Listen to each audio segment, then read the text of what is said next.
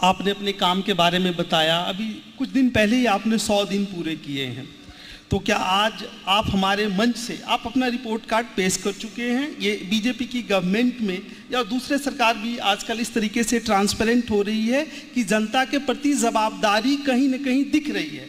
आपने भी अपना रिपोर्ट कार्ड पेश किया। हम इस मंच से ये जानना चाहते हैं कि पिछले 100 दिन के अंदर 3 महत्वपूर्ण काम जो आपने किए और आने वाले 100 दिन में या आने वाले महीनों में 3 महत्वपूर्ण काम जो आप करना चाहते हैं।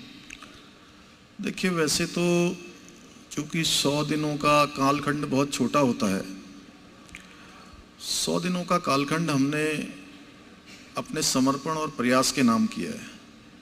लेकिन फिर भी मैं आपको बताऊं कि 100 दिनों में जो हमने पहला संकल्प लिया था उत्तराखंड की देवतुल्य जनता के सामने कि हम उत्तराखंड के अंदर नई सरकार के गठन होते ही यूनिफॉर्म सिविल कोड को लागू करेंगे, समान नागरिक संहिता को लाएंगे।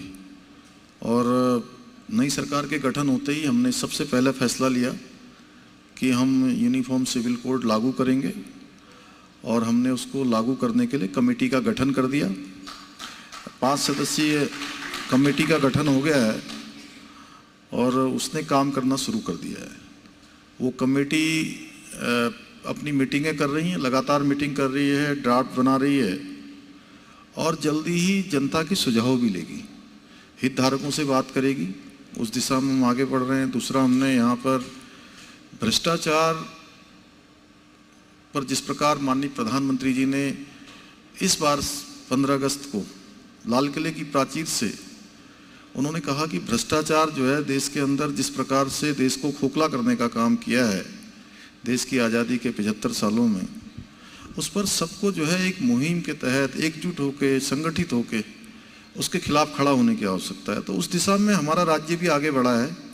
हमने इस बार नई सरकार के गठन होते ही 1064 नंबर को लॉन्च किया था उत्तराखंड की विजिलेंस ने कि कोई भी व्यक्ति कहीं पर भी अगर उसको कोई रिश्वत मांगी जा रही है, कोई घूस मांगी जा रही है, कोई काम में जो है लेने देने की बात हो रही है, तो वो उस पर फ़ोन पर बता सकता है और बताने वाले का जो नाम है वह भी गोपनीय रखा जाएगा, वो बताया नहीं जाएगा, लेकिन कार्रवाई ठोस होगी। इसमें कई कार्रवाइयाँ हुई हैं अभी तक और लगभग कई सारे मामलों में जेल की सलाखों के पीछे भ्रष्टाचारी आ गए हैं और कई लोग अभी सर्विलांस में हैं। इसको हम और प्रभावी बना रहे हैं। इसके अलावा हमने सरलीकरण, समाधान और निस्तारण, इसको लेकर हम लगातार काम कर रहे हैं कि सारी चीज़ों को सरल किया जाए। उत्तराखंड के अंदर एक कार्य संस्कृति जो काम को लेकर है उसको विकसित किया जाए। उस दिशा में हमने सचिवालय को एक दिन के लिए 9 मीटिंग स्टे कर दिया है कि अब सोमवार के दिन सचिवालय में कोई मीटिंग नहीं होगी। उत्तराखंड के जितने भी हमारे कार्यालय हैं, डीएम के कार्यालय हैं, अन्य कार्यालय हैं, उन सभी कार्यालयों पर हमने कहा है 10 से लेकर 12 बजे तक और पर्वतीय क्षेत्रों में 10 से लेकर 1 बजे तक वहाँ पर अधिकारीगण अपने कार्यालयों में पाए जाएंगे, जो जनता की समस्याओं को सुनेंगे, उनका समाधान करेंगे। ऐसे अनेकों कार्य हम लोगों ने किए हैं। चूँकि हमारा एक ही लक्ष्य है कि 2025 में जब हमारा राज्य 25 साल का हो, उस समय हम हिंदुस्तान के श्रेष्ठ राज्यों में शामिल हों, हमारा नाम हो हर क्षेत्र में। और आज भी अभी हम लोगों ने अपनी मंत्रिमंडल की बैठक करी थी, उसमें हमने एक लक्ष्य लिया है कि अगले 5 सालों में हम अपना ग्रोथ रेट जीडीपी को दुगना करेंगे। उस दिशा में हम आगे बढ़ रहे हैं। उत्तराखंड के अंदर नए अवसर तलाशने के लिए हमने 6000 एकड़ का अभी लैंड बैंक हमने यहाँ पर तैयार किया है। और मैं सभी जो हमारे देश के बड़े उद्योग घराने हैं, उद्योग समूह हैं, उन सभी से हमने संवाद किया है।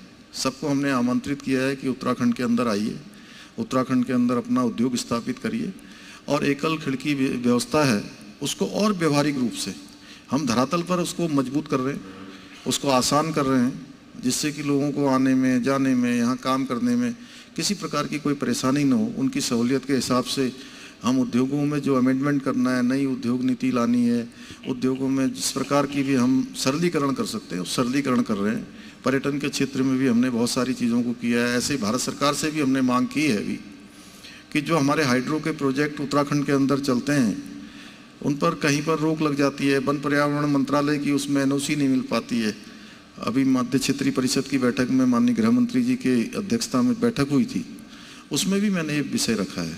इसके साथ साथ चूँकि पूरे देश के लिए एक समान प्रकार की स्कीमें देश के अंदर चलती है और भारत सरकार की जो सबसे महत्वपूर्ण संस्था है थिंक टैंक जिसको कहते हैं नीति आयोग, उस नीति आयोग में भी मैंने रखा कि चूँकि हमारे यहाँ भौगोलिक परिस्थितियाँ बहुत विषम हैं, अलग अलग भौगोलिक परिस्थितियाँ हैं, इसलिए यहाँ पर जहाँ हमारे यहाँ गंगा यमुना जैसी नदियों का हमारे यहाँ उद्गम है, संगम हमारे यहाँ से निकलती हैं, इसके साथ साथ पूरे इकोसिस्टम को हमारे यहाँ का सिस्टम चलाता है।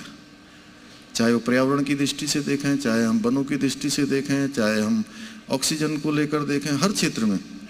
तो जब हम इतने बड़े सिस्टम को चलाते हैं तो निश्चित रूप से कहीं ना कहीं किसी रूप में हमको जो है, जब हम उन जो हमारे प्राकृतिक संसाधन हैं, प्राकृतिक हमारे स्रोत हैं, उनका उपयोग हमारे उत्तराखंड राज्य के लिए नहीं हो पाता। हम तो संपूर्ण राष्ट्र के लिए और विश्व के लिए करते हैं, इसलिए हमको कहीं ना कहीं उनको उसका कहीं ना कहीं भागीदार हमको उसमें भी बनाया जाना चाहिए जहां हम देश को जो है इतनी चीज़ें दे रहे हैं। तो ये सारी बातें हमने वहाँ पर रखी हैं। और फ्लोटिंग पॉपुलेशन भी एक हमारे यहाँ बहुत बड़ा मुद्दा है। हमारी जनसंख्या 1,25,00,000 है और हमको जो है लगभग 6 करोड़ से भी ज़्यादा लोग पूरे साल भर के अंदर उत्तराखंड के अंदर उनका आवागमन रहता है। तो सब मिला के 7.25 करोड़ से भी ऊपर हम चले जाते हैं। इसलिए जो हमारी सुविधाएँ हैं, जो हमारा स्ट्रक्चर है, हमारी अवस्थापनाएँ हैं, हमारा जितना भी स्ट्रक्चर बना हुआ है वो हमारा जो है 1.25 करोड़ की जनसंख्या के हिसाब से बना हुआ है, लेकिन हमको वहन करना पड़ता है 7.25 करोड़। तो हमने भारत सरकार से, नीति आयोग से इसमें भी अनुरोध किया है कि इस दिशा में जरूर सोचना चाहिए। और उत्तराखंड जैसे राज्य, अन्य जो हिमालयी राज्य हैं, उन सभी राज्यों के लिए उनकी भौगोलिक स्थिति के अनुरूप वहाँ के कार्यक्रम बनने चाहिए, वहाँ के लिए नीतियाँ बननी चाहिए।